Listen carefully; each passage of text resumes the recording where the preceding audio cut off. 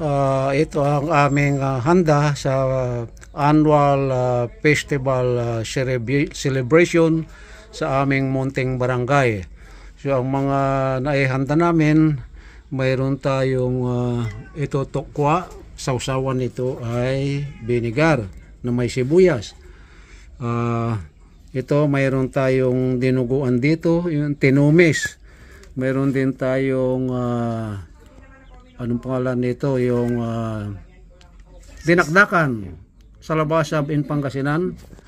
Mayroon din tayong kalderetang goat, at ito ay sinampalukang kambing, at ito naman ay chicken curry. Ito mayroon tayong sibuyas na pampalasa, muli sausawan. So yan po ang aming munting handa. Yung pansit wala dyan, at saka yung ginataang langka. So tayo po ay kakain na mga kapatid.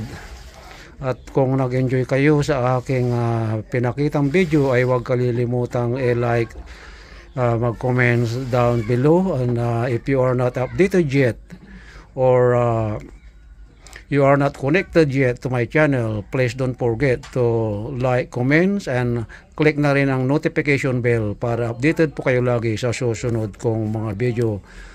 Once again, thumbs up na tayo. Bye bye, see you next time.